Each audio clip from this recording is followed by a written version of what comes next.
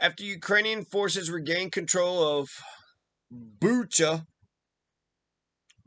Ukraine, reports and testimonies of war crimes committed by the Russian military arose. Agency France Presse journalists found 20 bodies lying on a street in Bucha. While the exact cause of death was not clear, at least one of them had their hands tied, and all the casualties were male.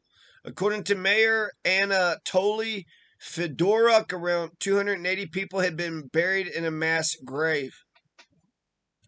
The Guardian wrote that after Ukrainian forces recaptured Kyiv Oblast, they were met with shocking devastation upon the return into the area. Bodies in the streets, evidence of execution-style killings of civilians, mass graves, and slain children. According to the Times and the Washington Post, 18 mutilated bodies of murdered men, women, and children were found in a basement. The bodies showed evidence of torture, cut off ears and teeth pulled out. Corpses of other killed civilians were left in the road. Allegedly, some of them booby-trapped with explosives by Russian soldiers as decoys before they retreated. Residents in the town mayor confirmed that the victims had been killed by Russian troops. Many of the victims appeared to have been going about their daily routines, walking dogs or carrying shopping bags. The bodies were whole, indicating they had been shot rather than killed by explosive munitions. Footage showed civilians dead with their hands bound. Other footage showed a dead man next to his bicycle. Pets and other animals had been shot. There's like 300 dogs that were killed in the mayor of Bucha, Anatoly Fedoruk, confirmed that at least 280 individuals from the city had to be buried in mass graves. Local residents had to bury another 57 bodies in another mass grave. Civilians indicated many of the survivors had been hiding from the Russians in basements, too scared to come out.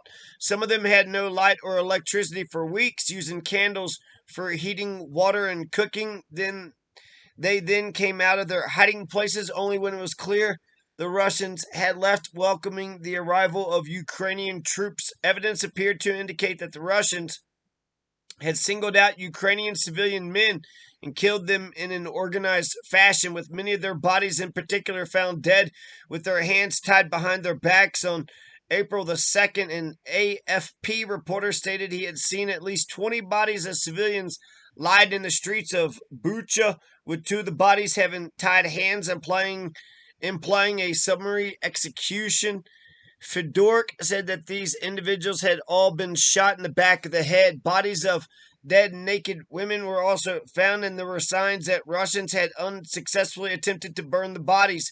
At around 7:15 a.m. on March 5th, a pair of cars carrying two families trying to escape were spotted by Russian soldiers as the victims turned onto Kalova Street. Russian forces proceeded to open fire at the convoy, killing a man in the second vehicle. The front car was hit by gunfire, setting it on fire and burning two children and their mother to death. Residents talking to Human Rights Watch following the retreat of the Russian forces described the treatment of people in the town during the short occupation. Russian soldiers went door to door, questioning people, destroying their possessions, looting their clothes to wear them themselves. Civilians were fired upon when leaving their homes for food and water, and would be ordered back into their homes by occupying Russian troops despite a lack of basic necessities such as water and heat due to destruction of local infrastructure. Snipers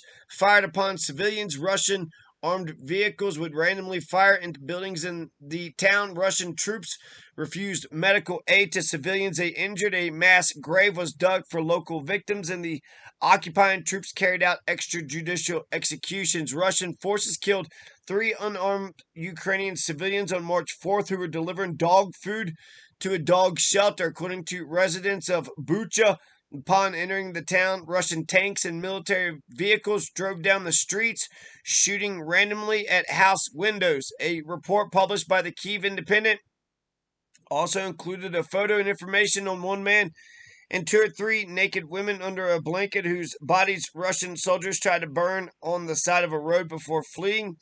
CNN, the BBC, and Bild, B-I-L-D, have released video documentations of numerous dead bodies of civilians lying in the streets and backyards in Bucha, some of them with tied arms or legs. Atrocities in Bucha, including at least one case of summary execution, was also documented by the independent rights group Human Rights Watch. Olga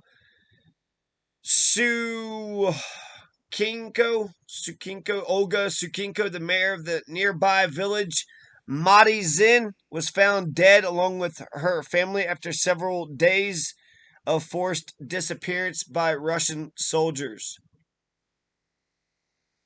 Matizin is a village in the Bucha Rayon district in the Kiev Oblast.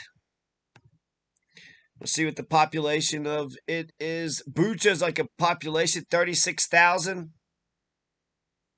And you got Irpin and Hostomel.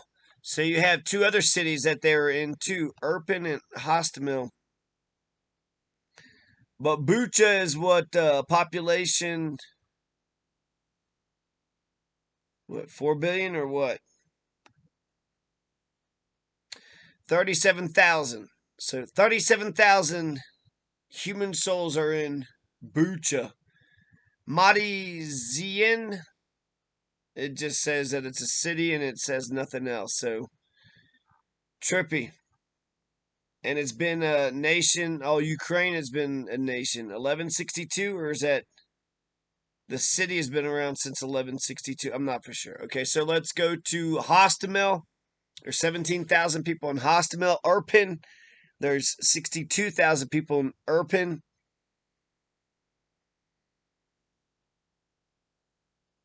Hostomel, the city mayor, Yuri Prilipko, were among those who were killed by the attacker. So this wasn't the only mayor that was killed.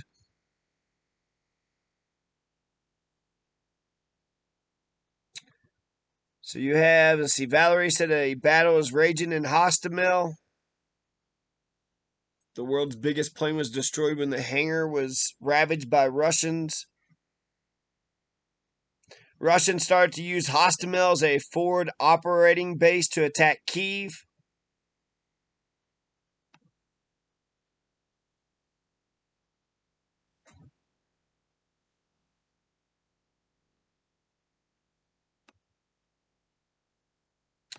Irpin.